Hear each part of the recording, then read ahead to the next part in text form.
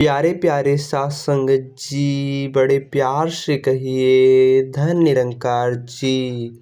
साथ संगत जी, आप हमारे चैनल पे नए हैं तो चैनल को सब्सक्राइब जरूर कर दें और कमेंट बॉक्स में धन निरंकार जी जरूर लिखे। साथ संगत जी, वडन नगर गांव में रहने वाला गरीब किसान श्याम बहुत चिंता में बैठा हुआ था। हमेशा की तरह उसकी इस साल भी अच्छी फसल नहीं आई थी। उसकी 2 जुड़वा बेटी थी, दिखने में बहुत सुंदर और बिल्कुल एक दूसरे की तरह थी। वह उसके पास आती है और कहती है, क्या हुआ पिताजी, आप ऐसी चिंता में क्यों बैठे हैं? क्या बताऊं बेटी, देखो इस बार भी फसल नहीं हुई। जितनी भी फसल है उसमें हम जैसे तैसे एक समय की रोटी खा पाएंगे, परंतु वाकई के सब कच्चे कैसे करेंगे, यह सोच कर मैं परेशान हो गया हूँ। आप चिंता मत कीजिए, इस समस्या का कोई ना कोई उपाय तो निकल ही जाएगा।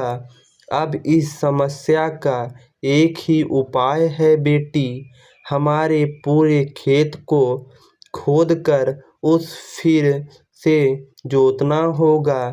इसकी मिट्टी अच्छे से उपजाऊ करनी होगी, तभी इसमें कोई बीज फल सकेगा। परंतु यह सब करने के लिए बहुत सारे धन की आवश्यकता है जो मेरे पास नहीं है।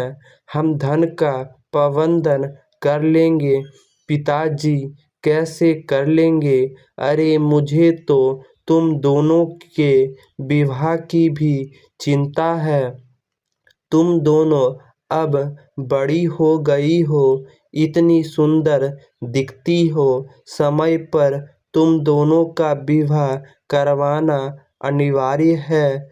समझ नहीं आता धन कैसे कमाऊं, क्या करूं? श्याम ऐसे ही चिंता करने लगता है और ज़्यादा चिंता करने के कारण एक दिन बीमार होकर बिस्तर पर पड़ा लेता है। अब घर की पूरी जिम्मेदारी तारा और चंदा पर आती है। तारा बहुत अच्छा खाना बनाती थी और चंदा बहुत अच्छे स्वस्थ बुनती थी। चंदा, तुम स्वस्थ बहुत अच्छे बुनती हो। मुझे लगता है कि तुम्हें गांव में धनिकों के वस्त्रों बनाने चाहिए, हमें कुछ धन प्राप्त हो सकता है। हाँ, और तुम इतना अच्छा भोजन बनाती हो, यदि तुम्हें भोजन बनाने का काम मिल जाए तो हम दोनों मिलकर अच्छा धन कमा सकते हैं। हाँ, मैं भी वही विचार कर रही हूँ। दोनों काम करने का निश्चय करके नगर के बड़े धनिकों के पास जाती है।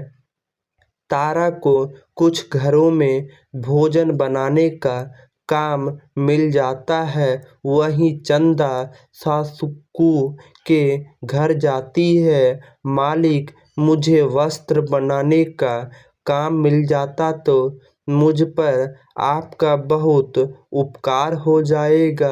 अरे मैं यह लोगों को कर्जा देता हूँ, काम नहीं, जाओ यहाँ से। मालिक, मैं बहुत अच्छे वस्त्र बुनती हूँ, आप एक बार मुझे अपनी कला दिखाने का अवसर तो दीजिए। अभी असाकू की बेटी मीनाक्षी वहाँ आती है। तुम वस्त्र बनाती हो? सच में? हाँ, मैं वस्त्र बनाती हूँ। अगर आप कहेंगी तो मैं आपको ऐसे वस्त्र बनाकर दूंगी कि वैसे वस्त्र पूरे नगर में आज तक किसी ने नहीं पहना होगा।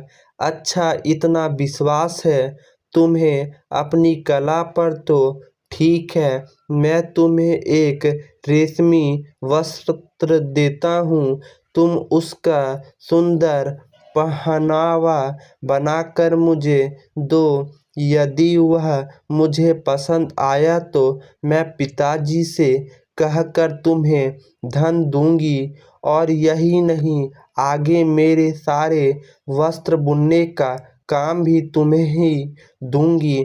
ठीक है। साहूकार की बेटी मीनाक्षी चंदा को एक सुंदर रेशमी वस्त्र देती है। 2 दिन चंदा उस वस्त्र को भीती है और 2 दिनों के बाद मीनाक्षी के पास वह पहनावा लेकर आती है। मीनाक्षी को वह बहुत पसंद आ जाता है। मीनाक्षी उस पहनावे को पहनकर बहुत सुंदर लगने लगती है। उधर एक धनी के घर तारा भोजन बनाने का काम करने लगती है। उसके भोजन की इतनी सुंदर खुशबू आ रही थी। अरे वाह तारा, तुम्हारे बनाए हुए भोजन की तो बहुत अच्छी खुशबू आ रही है, स्वाद भी बहुत अच्छा होगा। मालिक, आप सबको मेरा बनाया हुआ भोजन पसंद आया, यही मैं चाहता हूँ। हाँ हाँ, आज खाकर देखता है, यदि घर में सबको अच्छा लगता है तो कल से रोज भोजन बनाने यहीं आ सकती हूँ। तारा के बनाए हुए भोजन सबको पसंद आते हैं। तारा को अब भोजन बनाने का काम मिल जाता है। तारा और चंदा दोनों अपने अपने काम बहुत लगन से करने लगती है। एक दिन मीनाक्षी नगर में चंदा के बनाए हुए कपड़े पहनकर घूम रही थी। उसके वह सुंदर कपड़े देखकर कुछ स्त्रियों उससे पूछती है कि वह वस्त्र किसने बनाया है, और चंदा को और ज़्यादा काम मिल जाता है। तारा जिस चंचल के घर भोजन बनाने का काम करती थी, उस चंचल का बेटा अत्यंत उस राज्य की राजकुमारी ओजस का मित्र था। एक दिन राजकुमार ओजस चंचल के घर आते हैं। राजकुमार ओजल, आप सही समय पर आए हैं, अभी भोजन का समय हो ही गया है। मैं इत्यादि के साथ आपको भी भोजन परोसती हूँ। चंचल अपने बेटे के साथ राजकुमार के लिए भी भोजन परोसती है। राजकुमार को भोजन का स्वाद बहुत अच्छा लगता है। अरे वाह, आज तो भोजन बहुत ही स्वादिष्ट बना है, मुझे तो बहुत पसंद आया। चंचल काकी, आपने तो बहुत अच्छा भोजन बनाया है। नहीं राजकुमार, यह भोजन मैंने नहीं बनाया है। कुछ दिनों से हमारे पास एक लड़की भोजन बनाने के लिए आती है, उसी ने यह भोजन बनाया है। अच्छा, सच में बहुत स्वादिष्ट भोजन बनाया है उन्होंने। काकी, हमारे राजमहल के चारई कुछ दिनों के लिए दूर गांव जा रहे हैं, इसलिए हमें किसी दूसरे आचारी की आवश्यकता है। यदि आपके पास आने वाली लड़की राजमहल में आकर भोजन पकाएगी तो हमारी समस्या दूर हो जाएगी। ठीक है, मैं कल से उससे बात करती हूँ। अगले दिन चंचल तारा से राजमहल में भोजन बनाने की बात करती है। तारा को बहुत खुशी होती है। वह घर आकर चंदा से बात करती है।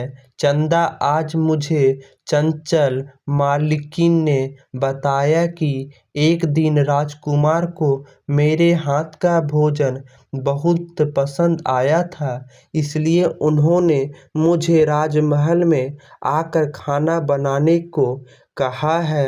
अरे वाह, यह तो बहुत अच्छी बात है। साहूकार की बेटी मीनाक्षी ने मेरे बनाए हुए कपड़े पहनते थे। वह देखकर नगर के कुछ और बड़े लोगों ने मुझे कपड़े बनवाने को कहा है। इसका अर्थ है कि अब हम दोनों को बहुत अच्छा धन प्राप्त होगा। हाँ, उस धन से हम सबसे पहले पिताजी की बीमारी का उपचार करेंगे। एक बार वह ठीक हो जाए, उसके बाद फिर हम हमारे खेत का काम करेंगे। जब तक खेत अच्छे से उपजाऊ नहीं बनता, पिताजी को संतोष नहीं होगा। हाँ, सही कहा तुमने। राजमहल में, अरे वाह, आज का भोजन तो कितना स्वादिष्ट है। हाँ पिताश्री, आज हमारी नई आचारी ने भोजन बनाया है। नई आचारी, हमारे महल में नई आचारी आ रही है।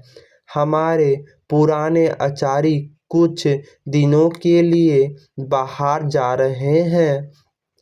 कुछ दिनों पहले मैं अपने एक मित्र से पास गया था, तभी वहाँ मैंने उस लड़की के हाथ का स्वादिष्ट भोजन खाया।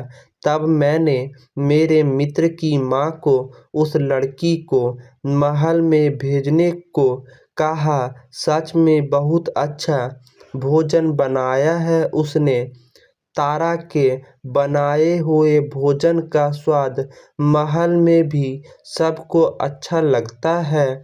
कुछ दिन बीत जाते हैं। तारा और चंदा दोनों अब अच्छा धन कमा लेती है। वह शाम का उपचार करती है और उसके बाद मौजूद को बुलाकर खेतों में काम करके उसे उपजाऊ बना देती है। पिताजी, चलिए आज से हम खेत में काम करने जाएंगे, परंतु हमारा तो खेत बंजर है ना। बंजर था पिताजी। हम दोनों ने कुछ मजदूरों की सहायता से हमारे पूरे खेत की खुदाई की है। ऊपर की मिट्टी को हटाकर उसमें नई मिट्टी डाली है। उसमें गाय के गोबर से बनी खाद डाली है। अब हमारी मिट्टी उपजाऊ बन गई है। हाँ पिताजी, अब हमारे खेत में बहुत अच्छी फसल आएगी। आप देखना, अब हमारी सभी समस्या दूर हो जाएगी। तुम दोनों मेरी बेटियां हो, परंतु तुमने मेरे बेटे बनकर घर की जिम्मेदारी उठाई है। मेरे कारण तुम दोनों को नगर में जाकर काम करना पड़ रहा है। यह आप क्या कह रहे हैं पिताजी? इतने सालों से आप हमारे लिए कितने परिश्रम करते आए हैं। माँ के जाने के बाद आपने हमारी माँ बनकर हमें ममता दी है। अब जब आपको हमारी सहायता की आवश्यकता है, तब हम आपके लिए इतना कर ही सकते हैं। सच में तुम दोनों ने आज जो कर दिखाया, उससे मुझे बहुत संतोष मिला है। पिताजी, अब हम खेत में बीज बो देते हैं। कुछ महीनों के बाद हमारा खेत हरा भरा हो जाएगा। तीनों मिलकर प्रसन्नता से अपने खेत में बीज बो देते हैं। 3-4 महीने के कड़ी मेहनत मशक्कत के बाद जब शाम अपने खेत को देखता है तब वह हरा भरा हो चुकता है। तुम दोनों के कारण आज हमारा खेत लहलहा रहा है। मेरी बेटियों, कतचित मेरे बेटे जो काम नहीं कर पाते वह तुम दोनों ने कर दिखाया है। इतने सालों से नगर वालों ने भी शाम के खेत में ऐसी फसल नहीं देखी थी। सब तारा और चंदा की बहुत प्रशंसा करने लगते हैं। पूरे नगर में तारा और चंदा की चर्चा होने लगती है और महाराज सदाशिव के कानों तक पहुंच जाए। राजकुमार ओजस, यह तारा वही लड़की है ना जो हमारे महल में खाना बनाने के लिए आती है? पूरे नगर में उसकी और उसकी बहन की चर्चा हो रही है। हाँ पिताश्री, यह वही है। वह दोनों बहनें बड़ी ही होशियार और मेहनती है। अपने पिता की सहायता करने के लिए उन दोनों ने अपनी जो कलाएं हैं उनका उपयोग धन अर्जित करने में किया है। हाँ सच में हर लड़की यदि अपनी बुद्धि का सही उपयोग करे तो वह कुछ भी कर सकती है। उन दोनों लड़कियों ने केवल अपने पिता की सहायता नहीं की है अपितु पूरे राज्य की लड़कियों के लिए एक उदाहरण स्थापित किया है। किसी के आगे हाथ फैलाए बिना अपनी कला का उपयोग करके एक लड़की धन अर्जित कर सकती है और अपने परिवार की जिम्मेदारी ले सकती है। एक लड़की भी लड़के जितनी ही सक्षम होती है। यह आज सिद्ध हो गया है। हाँ पिताश्री, तारा के हाथों में जितना स्वाद है उतना ही उसका हृदय भी कोमल है। मैंने देखा है जितना भी भोजन बचता है वह उसे फेंकने नहीं देती है। नगर के बाहर जो गरीब भिखारी होते हैं उन्हें खिलाकर आती है। अरे वाह, यह तो बहुत अच्छा काम करती है। वह मुझे लगता है कि ऐसी लड़कियों का तो सम्मान होना चाहिए। ओजस, तुम उन तीनों को राजमहल में बुला लो। मैं सबके सामने उन्हें उपहार देना चाहता हूँ। ठीक है, मैं सबको भोजन उनसे राजसभा में उपस्थित होने की विनती करता हूँ। अगले दिन महाराज के सेवक अहंकार शाम को अपनी दोनों बेटियों के साथ राजसभा में उपस्थित होने को कहते हैं। यह सुनकर महाराज ने अपने राजसभा में बुलाया है। परंतु क्या हमने ऐसा क्या किया महाराज को हमने बुलाया? भोजन पड़ा है। कहीं राजमहल में भोजन बनाते समय मुझसे तो कोई अपराध नहीं हो गया? नहीं, ऐसा नहीं हो सकता। तुम तो कितना अच्छा भोजन बनाती हो। तुम्हारे हाथ का भोजन खाकर बिना तुम्हें देखे राजकुमार ने तुम्हारी सिफारिश की थी। तुम भोजन बनाने के विषय में साक्षात अन्नपूर्णा हो। तुमसे कोई गलती हो ही नहीं सकती। फिर क्या हुआ होगा? कहीं हमने खेती का नहीं दिया है ना, इसलिए तो महाराज ने नहीं बुलाया। खेती का कर वह क्या होता है? हर किसान को उनके महाराज कर स्वरूप कुछ अनाज देने का आदेश होता है। हमने कोई सालों से यह कर नहीं दिया। कदाचित उसी विषय में बात करने के लिए या फिर मुझे दंड देने के लिए बुलाया होगा। महाराज ने अब यह बैठकर विचार करने से और हटकले लगने से कोई फायदा नहीं है। महाराज का आदेश आया है तो हमें राजसभा में जाना ही पड़ेगा। उन्होंने राजसभा में आने का आदेश मिला है। यह सुनकर सभी बातें बनाने लगते हैं। तीनों राजसभा में आते हैं। शाम को तो बेचारा बहुत भयभीत होकर राजसभा में खड़ा होता है।